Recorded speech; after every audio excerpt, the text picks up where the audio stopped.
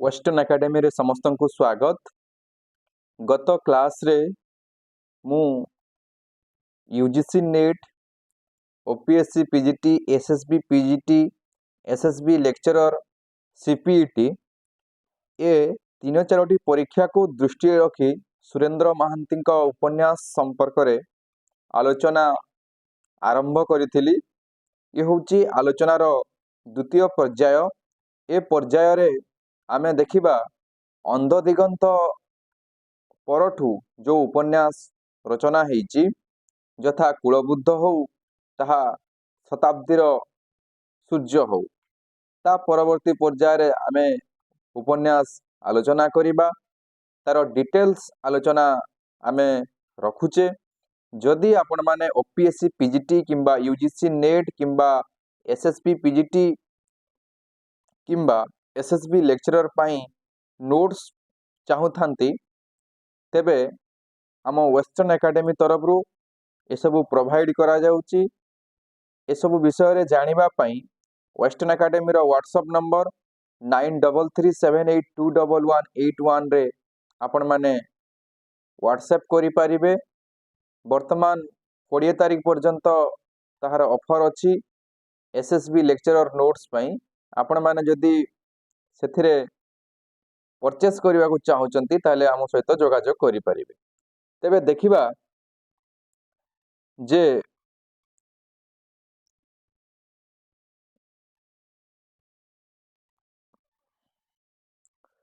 सुरेंद्र महांती थिले वास्तव रे जणे मानववादी स्रष्टा।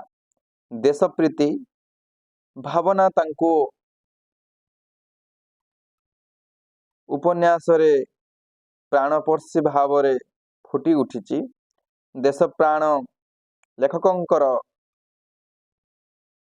दूरदृष्टि संपन्न भावधारा उपन्यास टीरे तिर्यक भाव रे प्रतिफलित आमे देखिबा को पाइबा। महापुरुष माने देश जातिर गौरव। सेमानंक महान बाणी आदर्शर पराकाष्ठा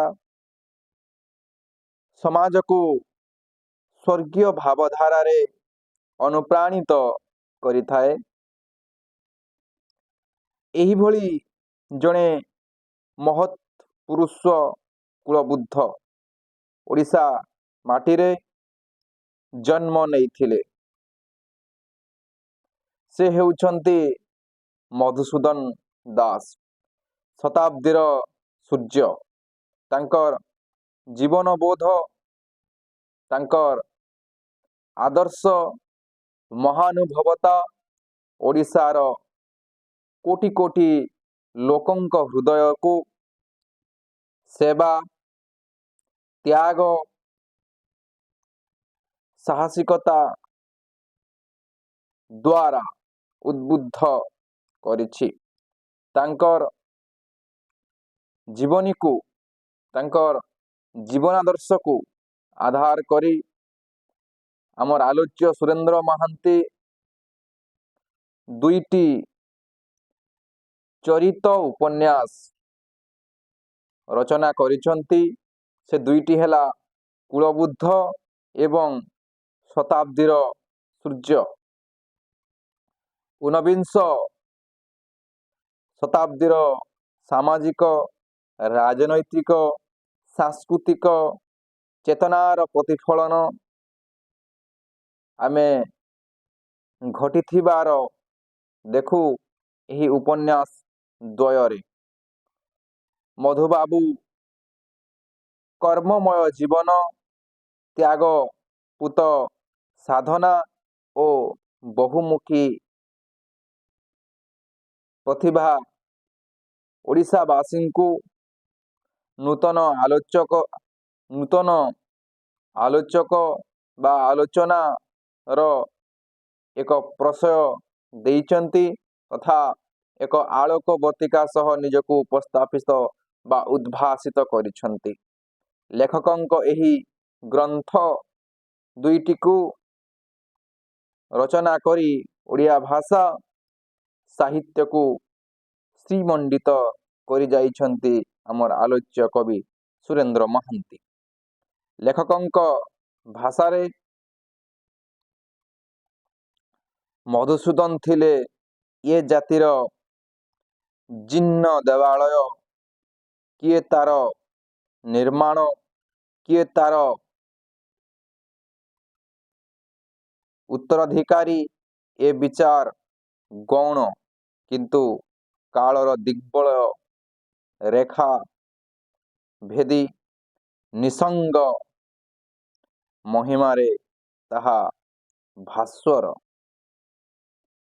ଶତାବ୍ଦୀର ସୂର୍ଯ୍ୟ ଗ୍ରନ୍ଥର ଭୂମିକାରେ ନିଜେ ଲେଖକ ମଧୁବାବୁଙ୍କ ମହିମା ମଣ୍ଡିତ ଜୀବନୀର ପରିଚୟ ଦେବାକୁ ଯାଇ ଲେଖିଛନ୍ତି, କିନ୍ତୁ ଶତାବ୍ଦୀର ସୂର୍ଯ୍ୟରେ ଊନବିଂଶ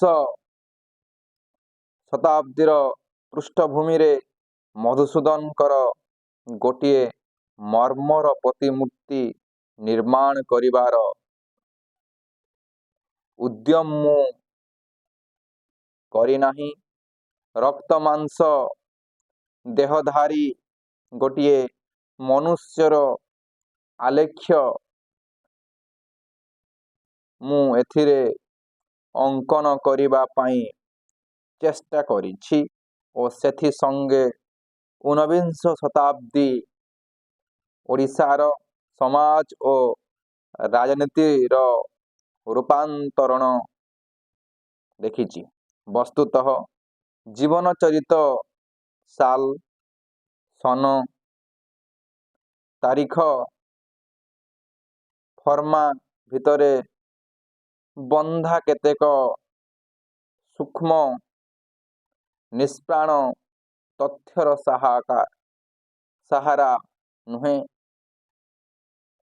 ପ୍ରତ୍ୟେକ ଘଟଣାର ନୈପଥ୍ୟରେ ରହିଥାଏ ଜୀବନର ଗଭୀର ସ୍ପନ୍ଦନ। ସେହି ଦୃଷ୍ଟିରୁ ପ୍ରତ୍ୟେକ ମନୁଷ୍ୟର ଜୀବନ ଗୋଟିଏ ଗୋଟିଏ ନାଟକ। ମଧୁସୂଦନଙ୍କ ଜୀବନୀ ବାସ୍ତବରେ ଆହୁରି ନାଟକୀୟ। ଏମିତି ଉଲ୍ଲେଖ କରୁଛନ୍ତି ଶତାବ୍ଦୀର ସୂର୍ଯ୍ୟ ଉପନ୍ୟାସର ଭୂମିକାରେ ସୁରେନ୍ଦ୍ର ମହାନ୍ତି। ମଧୁସୂଦନ ଥିଲେ ଏ ଜାତିର କର୍ଣ୍ଣଧାର। ସେ ବହୁ କ୍ଷେତ୍ରରେ ପ୍ରଥମ ଓଡ଼ିଆ। ଯୁଗଜନ୍ମା ପୁରୁଷ ସେ, ଅନ୍ଧକାରାଚ୍ଛନ୍ନ ଓଡ଼ିଆ ଆକାଶରେ ସେ ଥିଲେ ଉଦ୍ଭାସିତ ସୂର୍ଯ୍ୟ। ସ୍ୱତନ୍ତ୍ର ଓଡ଼ିଶା ପ୍ରଦେଶ ଗଠନର ସ୍ୱପ୍ନ ଦେଖିଥିଲେ ମଧୁବାବୁ। କୋଟି କୋଟି ଓଡ଼ିଆଙ୍କ ହୃଦୟରେ ଏଯାବତ୍ ବଞ୍ଚିଛନ୍ତି ସେ ଏକ ଅମଳିନ ପ୍ରତିଭା ଭାବରେ। ସ୍ୱାଧୀନତା ପରବର୍ତ୍ତୀ ଅବକ୍ଷୟଗାମୀ ସମାଜର ଚିତ୍ର, ରାଜନୈତିକ ନିପୀଡ଼ନ, ରାଜନୈତିକ ବିପର୍ଯ୍ୟସ୍ତ, ପ୍ରାକୃତିକ ଦୁର୍ଯୋଗ ମଧ୍ୟରେ ମାନବବାଦର ଅନାବିଳ ଆଶା ଓ ଆକାଂକ୍ଷାର ଚିତ୍ର ଫୁଟି ଉଠିଛି ଲେଖକଙ୍କ ଲେଖନୀରେ। ପ୍ରତିଷ୍ଠିତ ଆଚାର ବିଚାର ଓ ମୂଲ୍ୟବୋଧ ବିରୁଦ୍ଧରେ ବିଦ୍ରୋହୀ ହେଲେ ମଧ୍ୟ ସେ ନୂତନ ମୂଲ୍ୟବୋଧର ସନ୍ଧାନ ଦେଇଛନ୍ତି ସମଗ୍ର ଜଗତକୁ। ନେତି ନେତି ଉପନ୍ୟାସରେ ଅବଚେତନ ମନର ଅନ୍ତରାଳରେ ରହିଯାଉଥିବା ଚେତା ପ୍ରବାହର ଧାରା ଆମେ ଉପନ୍ୟାସଟିରେ ଦେଖୁ। ନେତିର ଅର୍ଥ ଯଦି କୁହାଯାଏ ତାହେଲେ ଅନନ୍ତ, ଅନ୍ୟ ଅର୍ଥରେ ନାସ୍ତିବାଚକ ବି ହେଇପାରେ। ମନୁଷ୍ୟର ଭାବନା ଅନନ୍ତ ଆଡ଼କୁ ଧାବମାନ। ତା ମନସ୍ତାତ୍ତ୍ୱିକ ଦୃଷ୍ଟିକୋଣ ହେଲା ନା ଏଇଟା ନୁହେଁ, ପୁଣି ଅନ୍ୟ ପଦାର୍ଥରେ ହାତ ଦେଇ କହେ ଏଇଟା ନୁହେଁ, ଅନ୍ୟ ଏକ ସାମଗ୍ରୀ ଉପରେ ହାତ ଦେଇ ପୁଣି କହେ ଏଇଟା କେବେ ନୁହେଁ, ଅଥବା ଏଇ ବି ଶେଷ ନୁହେଁ, ଆହୁରି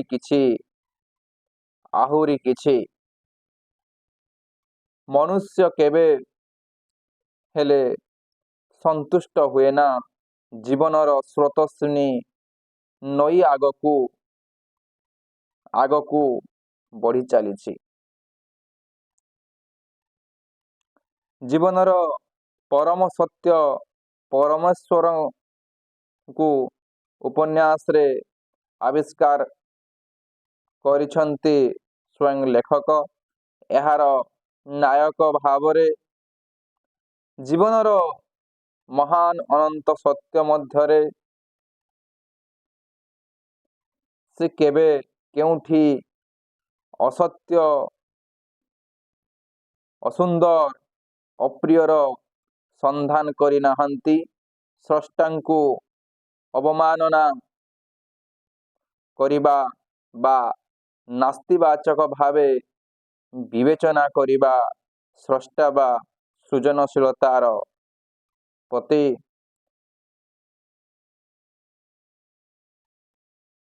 ଅବିମୃଶ୍ୟ କରିବା ବା ହାସ୍ୟାସ୍ପଦ କରିବା। ଓଡ଼ିଆ ଉପନ୍ୟାସ ଜଗତରେ ଏକ ସର୍ଜନା ଦ୍ରୁତ, ଜନପ୍ରିୟ ଓ ଶ୍ରେଷ୍ଠ ଉପନ୍ୟାସ ହେଉଛି ନୀଳଶୈଳ। ଆମେ ନୀଳଶୈଳ ସମ୍ପର୍କରେ ଆଲୋଚନା କରୁଛେ। ଓଡ଼ିଆ ଐତିହାସିକ ଉପନ୍ୟାସ ରଚନା କ୍ଷେତ୍ରରେ ଏକ ଅବିସ୍ମରଣୀୟ କୃତି ହେଉଛି ନୀଳଶୈଳ ଉପନ୍ୟାସ। ଇତିହାସର ପ୍ରାଣପିଣ୍ଡ ଉପରେ କିମ୍ବଦନ୍ତୀ ଓ ପୌରାଣିକ ତଥ୍ୟକୁ ଆଧାର କରି ଉପନ୍ୟାସଟି ରଚିତ। ଓଡ଼ିଆ ଜାତିର ପରମ ଆରାଧ୍ୟ ଦେବତା ହେଉଛନ୍ତି ଜଗତର ନାଥ ଶ୍ରୀଜଗନ୍ନାଥ। ତାଙ୍କ ଉପରେ ଉଗ୍ର ମୌଳବାଦୀ ମୁସଲମାନମାନେ ବାରମ୍ବାର ଅତ୍ୟାଚାର, ଆକ୍ରମଣ କରିଛନ୍ତି। ସଙ୍କଟ କାଳରେ ତାଙ୍କୁ ବାରମ୍ବାର ପାତାଳି ହେବାକୁ ପଡ଼ିଛି। ସମଗ୍ର ଓଡ଼ିଆ ଜାତି ପାଇଁ ଚରମ ଭାଗ୍ୟ ବିଡ଼ମ୍ବନାର ସମୟ। ନୀଳଶୈଳ ବା ନୀଳଗିରିର ଶ୍ରେଷ୍ଠ ଠାକୁର ହେଉଛନ୍ତି ସ୍ୱୟଂ ଜଗନ୍ନାଥ। ଜଗନ୍ନାଥ ଉତ୍କଳର ଆଧ୍ୟାତ୍ମିକ ଓ ସାଂସ୍କୃତିକ ଜୀବନର ପବିତ୍ର ପୀଠଭୂମି। ଶ୍ରୀଜଗନ୍ନାଥ କ୍ଷେତ୍ର ଓ ଶ୍ରୀମନ୍ଦିର। ଏ ପୁଣ୍ୟଭୂମି ଉପରେ ଅତୀତରେ ଅନେକ ରାଜନୈତିକ ଓ ପ୍ରାକୃତିକ ବିପର୍ଯ୍ୟୟ ଘନେଇ ଆସିଛି। ଖୋର୍ଦ୍ଧା ଭୋଇ ରାଜବଂଶ ରାଜା ଦ୍ୱିତୀୟ ରାମଚନ୍ଦ୍ର ଦେବ ଧର୍ମାନ୍ତିତ ହୋଇ ହାଫିଜ କାଦର ବେଗ ଭାବରେ ପରିଚିତ ଥିଲେ। ତକି ଖାଁର ଭଉଣୀ ରିଜିଆ ବେଗମକୁ ବିବାହ କରି ସେ ହୋଇଥିଲେ ବିଧର୍ମୀ। ତଥାପି ସେ ତକି ଖାଁର ଆକ୍ରମଣର ଭୟାବହ ସ୍ଥିତିରୁ ଶ୍ରୀଜଗନ୍ନାଥ ଓ ଓଡ଼ିଶାର ସ୍ୱାଧୀନତା ରକ୍ଷା ପାଇଁ ନିରବଚ୍ଛିନ୍ନ ଭାବେ ଯେଉଁ ସଂଗ୍ରାମ ଜାରି ରଖିଥିଲେ, तार निच्छक पृष्ठभूमि हेउछि नीलशैल।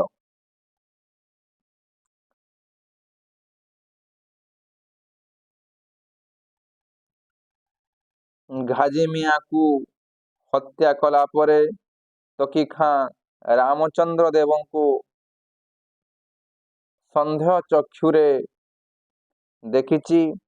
से तांकु बंदी करने चाहिए किंतु रामचंद्र देव आपे आपे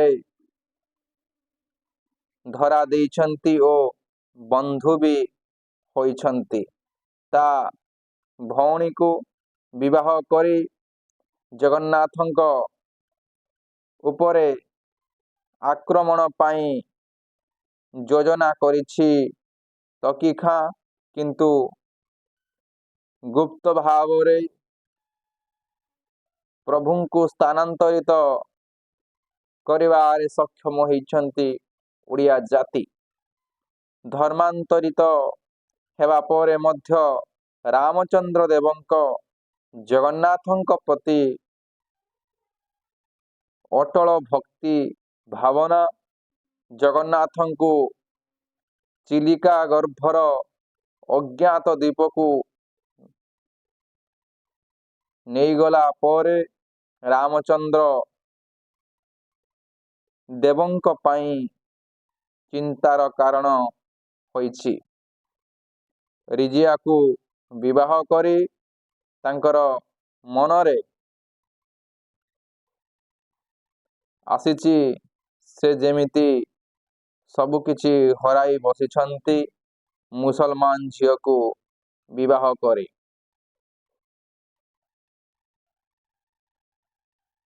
से प्रभुଙ୍କ सेवा और मंदिर प्रवेश को वंचित हेले गभीर दुख एवं संतापरे भांगी पड़ी सन्ति उत्कलर राजा रामचंद्र देव। नैराश्य जर्जरित होई पड़िछन्ति तांकर समग्र जीवन एवं एक वितृष्णा भाव चली आसी जीवनर चला पथरे। सरदेई नीलशैलर एक काल्पनिक चरित्र, तार करुणपूर्ण जीवन पाठक प्राण रे संवेदनशीलता सृष्टि करे।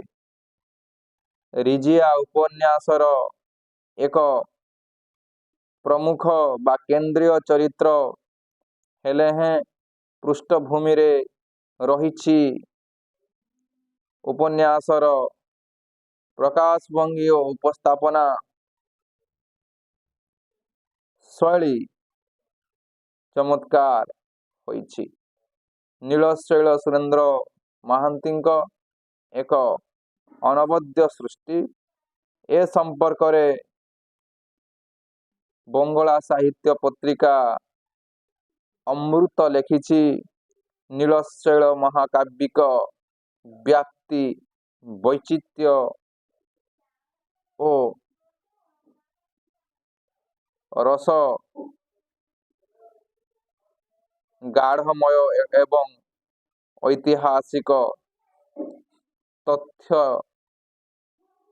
निष्पाय शुद्धु उड़िया साहित्य नए विश्व साहित्य ओ एक विशिष्ट स्थान दाबी करते पारे। এই भक्ति रसाश्रिय काहिनीटी हिसाबे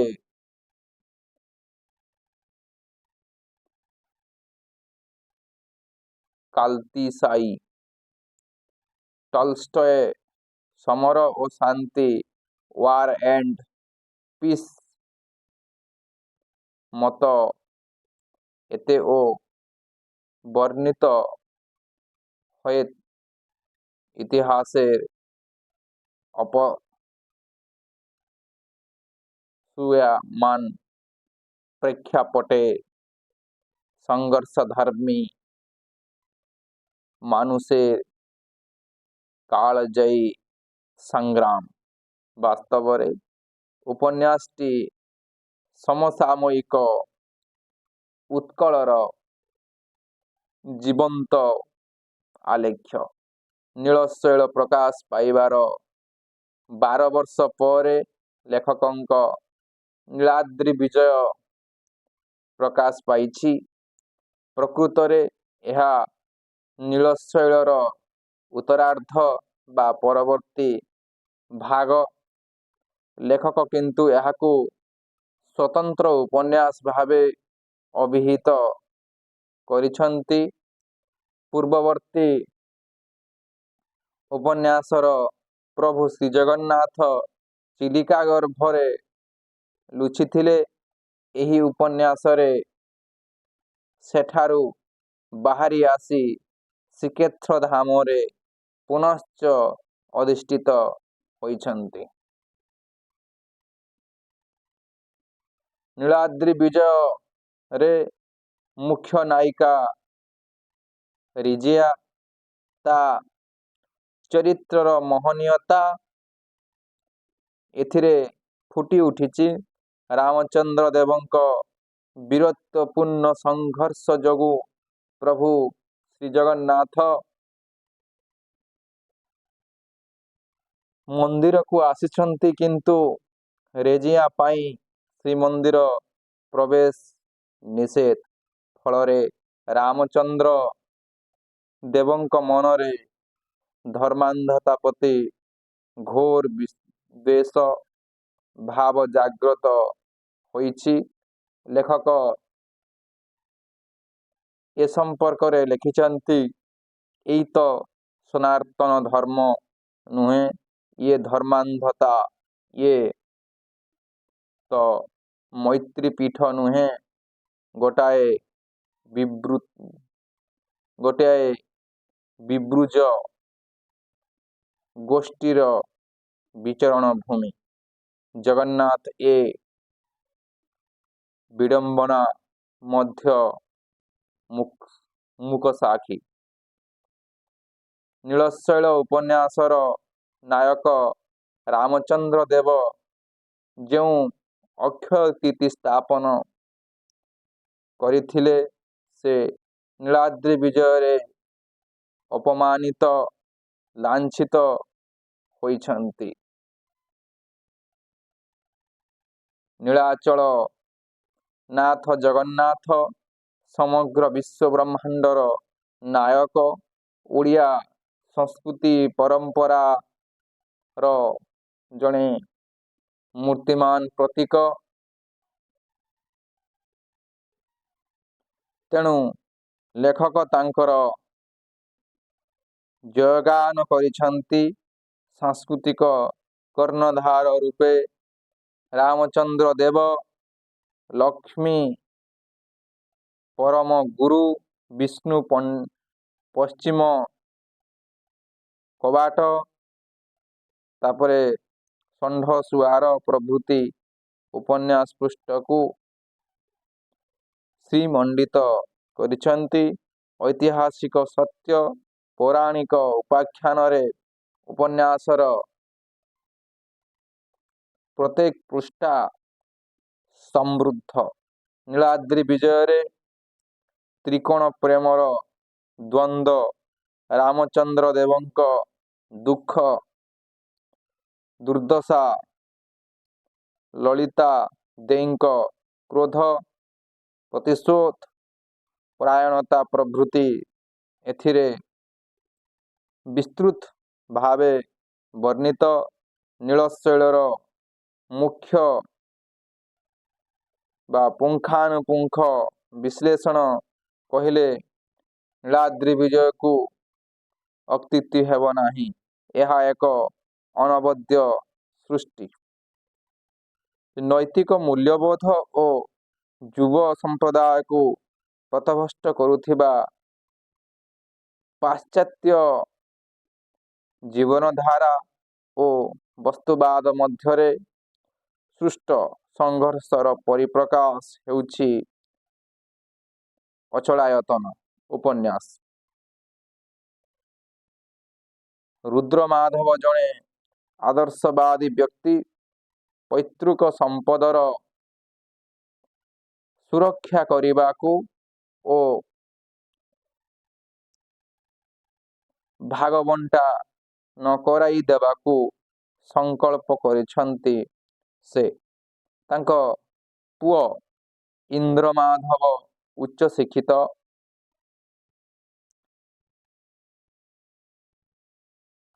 କାନାଡ଼ାରେ ଅବସ୍ଥାପିତ।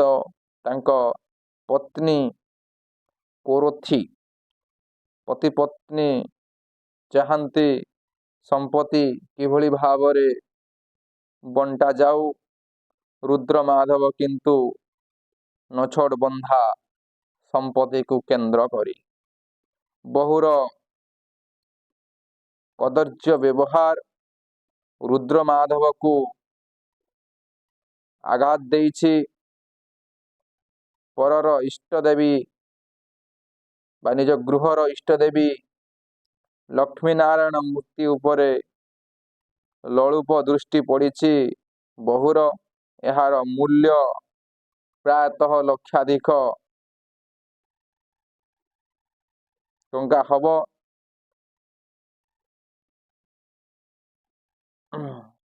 ସ୍ୱାମୀ ସ୍ତ୍ରୀ ଦିହେଁ ମୂର୍ତ୍ତିକୁ ନେଇ କାନାଡ଼ା ଚାଲି ଯାଇଛନ୍ତି।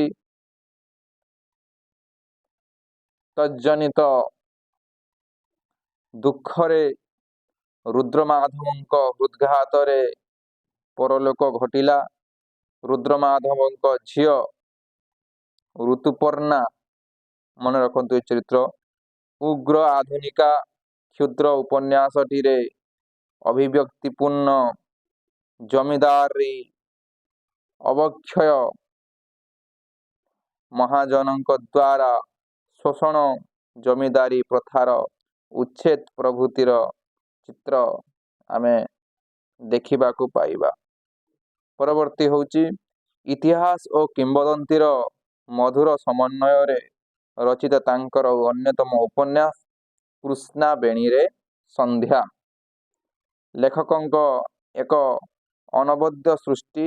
ଏଥିରେ ଆମେ ଦେଖିବା ଓଡ଼ିଶାର ଇତିହାସର ଆଉ ଏକ ଦୁଃଖପୂର୍ଣ୍ଣ ଅଧ୍ୟାୟର ଚିତ୍ର।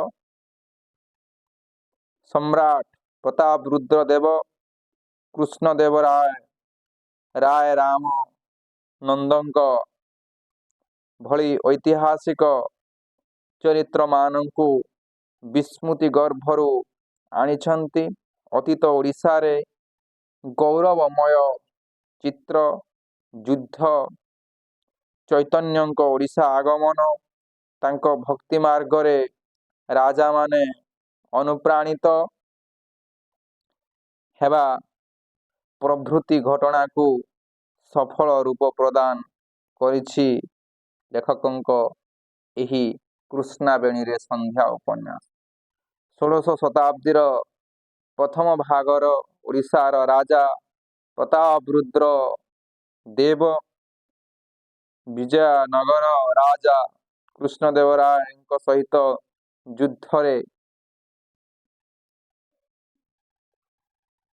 ଯୁଦ୍ଧ କରୁଥିବା ବେଳେ ପ୍ରତାପରୁଦ୍ର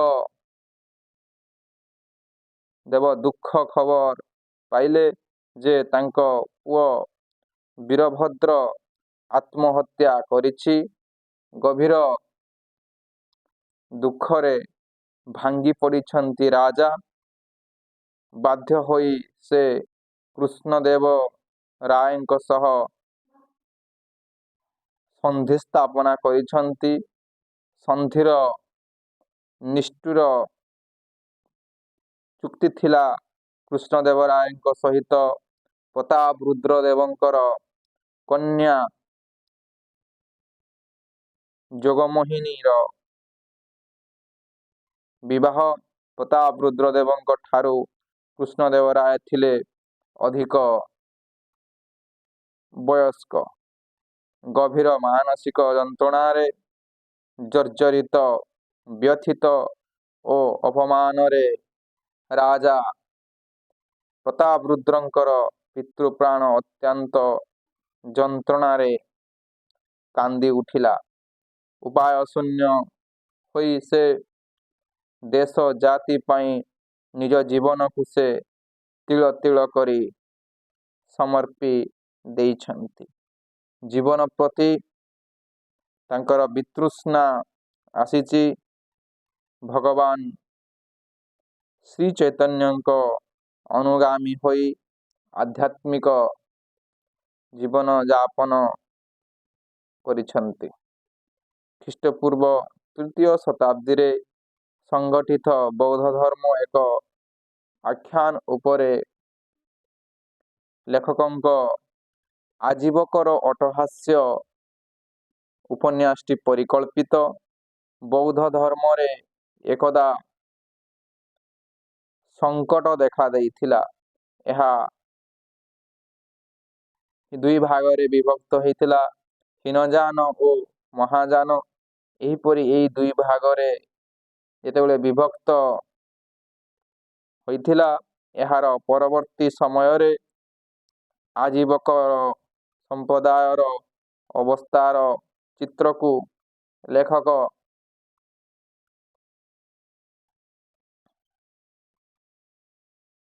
ଉପନନ୍ଦ ଓ କ୍ଷମା ଚରିତ୍ର ମାଧ୍ୟମରେ ଉଲ୍ଲେଖ କରିଛନ୍ତି। ଉପନ୍ୟାସଟିରେ ବୌଦ୍ଧ ଧର୍ମର ସତ୍ୟ, ବୌଦ୍ଧ ଧର୍ମର ଅହିଂସା ଓ ଆତ୍ମସଂଯମର ବାସ୍ତବତା ପ୍ରକଟିତ ହେବାର ଆମେ ଦେଖୁଛେ। ଏଥିରେ ଔପନ୍ୟାସିକ ସମ୍ରାଟ ଅଶୋକଙ୍କୁ ଜଣେ କୂଟନୀତିଜ୍ଞ ବ୍ୟକ୍ତିତ୍ୱ ଭାବରେ ଚିତ୍ରଣ କରିଛନ୍ତି।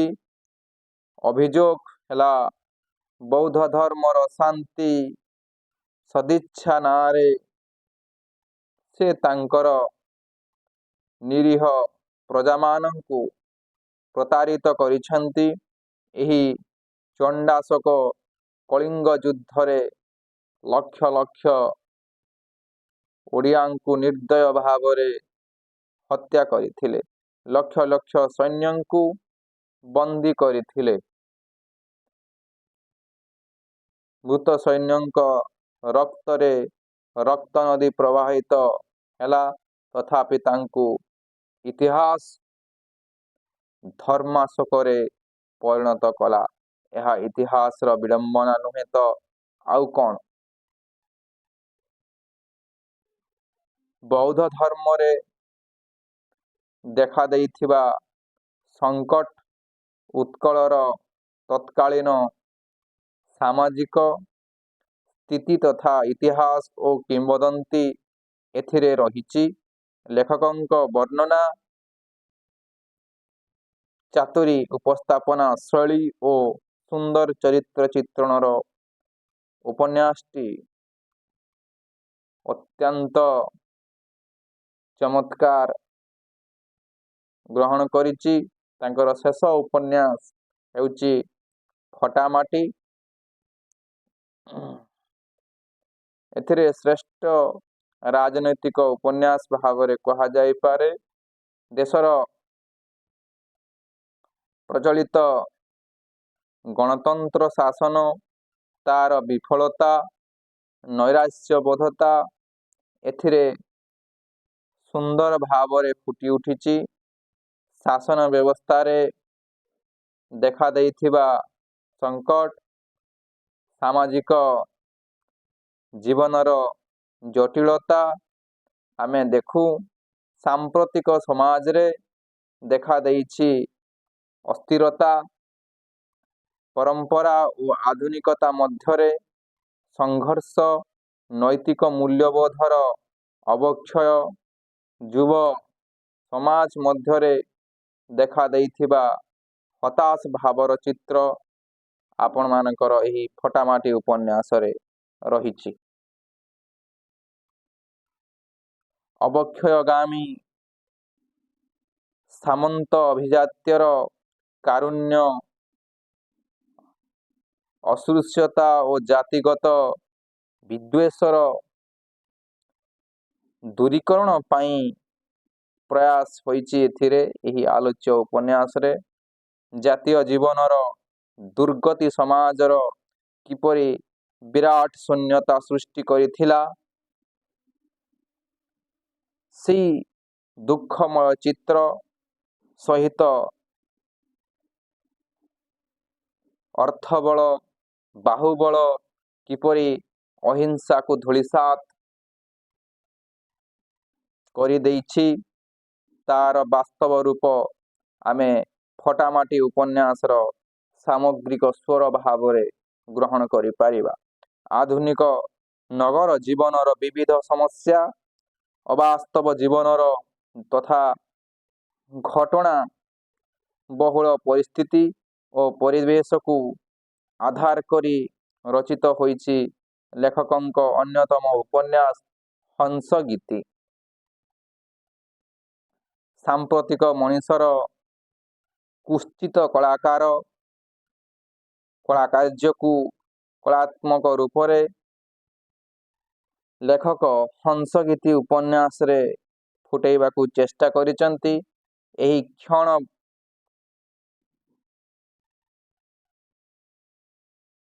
काय उपन्यास रे स्रष्टा मानस तारुण्यर झलक जेमिति सृष्टि हेइछि कथावस्तुर एक अस्तित्ववादी चिंताधारार परिप्रकाश घटिछि। उपन्यासर नायक सुब्रत से बेकार होई चाकरी खोजुछि।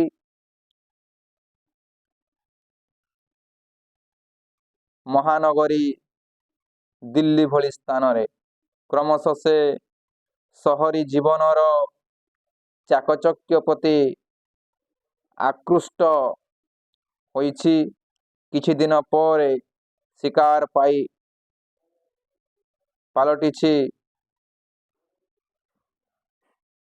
ड्रग व्यवसाय रे मन देइछि।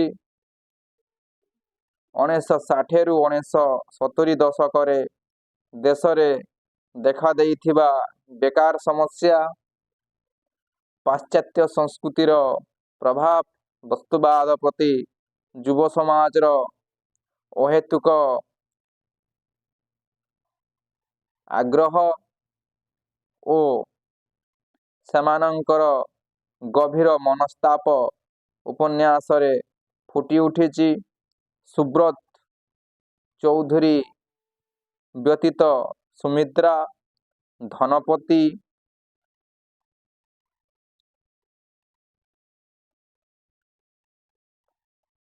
पन्नालाल, कलगाल, सोनिया श्रीवास्तव, जोगी आत्मानंद प्रभृति चरित्रर समागम घटिछि उपन्यास रे। अर्थ पाई पागल साजिथिबा मनीषटी किपरि ध्वंस पथर यात्री होइथाए तारी मार्मिक चित्र उपन्यास रे आमे देखिबा को पाइबा। तांकर अन्यतम उपन्यास होछि कालांतर। लेखकंक एक क्षुद्र उपन्यास पल्लीर सुस्थ मनीष तार नैत्य जंत्रणार कहानी उपन्यासर वर्णित प्रकृति वर्णना उपन्यासटीरे प्रतीकात्मक भावरे उपस्थापित होइछि। लेखकंक भावधारार परिप्रकाश घटिछि एथिरे। सेमाने समस्ते झड़ आउ अंधकार मध्यरे छुटी थिबे बा छुटी थिले जेपरी नीलांबु जकु नुहे कालांतर एक नूतन लग्न को अभिनंदन जनाइबा ପାଇଁ। ଭୟଙ୍କର ଝଡ଼ ଭିତରେ କିନ୍ତୁ ଲେଖକ ଜୀବନର ମଧୁର ସଙ୍ଗୀତ ଶୁଣାଇଛନ୍ତି। ମୃତ୍ୟୁର କରାଳ ଗ୍ରାସ ମଧ୍ୟରେ ଅମୃତର ସନ୍ଧାନ କରିଛନ୍ତି ଲେଖକ। ପ୍ରକୃତିର କରାଳ ରୂପ ଆଗରେ ମଣିଷର ମହନୀୟତା ଗୁଣରାଶିର ପରିପ୍ରକାଶ କାଳାନ୍ତରର ଲକ୍ଷ୍ୟ। ଲେଖକଙ୍କ ଯଥାର୍ଥରେ ଦର୍ଶାଇଛନ୍ତି ଯେଉଁ କାଳାନ୍ତରରେ ଜନ୍ମ ନେଇଥିଲେ ଜୀବନର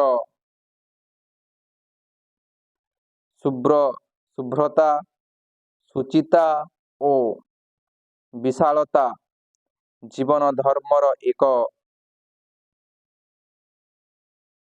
ମାନ୍ତ୍ରିକ ଉଚ୍ଚାରଣ ବାସ୍ତବିକ ଅସାଧାରଣ। ସୁରେନ୍ଦ୍ର ମହାନ୍ତିଙ୍କ ଉପନ୍ୟାସ ଗୁଡ଼ିକ କାବ୍ୟିକ କଳ୍ପନା ଭାବାବେଗ ଜାତୀୟତା ଭାବ ତଥା ଇତିହାସର ଗାଥାରେ ପରିପୂର୍ଣ୍ଣତା ଲାଭ କରିଛି। ଚମତ୍କାର ବର୍ଣ୍ଣନା ଶୈଳୀ ଓ ସୁନ୍ଦର ଭାଷା ଉଭୟ ବୁଦ୍ଧିଜୀବୀ ଓ ସାଧାରଣ ପାଠକଙ୍କ ପ୍ରାଣକୁ ସ୍ପର୍ଶ କରିଥାଏ। ଏହି ଦୃଷ୍ଟିରୁ ଆମେ ସୁରେନ୍ଦ୍ର ମହାନ୍ତିଙ୍କର ଯେଉଁ ଉପନ୍ୟାସ ସବୁ ଥିଲା ଆମେ ଆଲୋଚନା କଲେ ପର୍ଯ୍ୟାୟକ୍ରମେ। ଯେଉଁମାନେ ଆମ ପୂର୍ବ ଭିଡ଼ିଓ ଦେଖିନାହଁ ବିଶେଷ ଭାବରେ ଯେଉଁଟା ଆମର ରହିଛି ସୁରେନ୍ଦ୍ର ମହାନ୍ତିଙ୍କ ଉପନ୍ୟାସର ପ୍ରଥମ ପର୍ଯ୍ୟାୟ ସେ ସମ୍ପର୍କରେ ସେ ଭିଡ଼ିଓଟି ଦେଖିଦେବ। ଆଶା କରିବି ଭିଡ଼ିଓଟି ତୁମକୁ ଭଲ ଲାଗିଥିବ। ଯଦି ଭଲ ଲାଗିଛି କିମ୍ବା କିଛି ପ୍ରଶ୍ନ ଥାଏ ତାହେଲେ ଆମକୁ କମେଣ୍ଟ ମାଧ୍ୟମରେ ଜଣାଇ ପାରିବେ। ରହିଲି।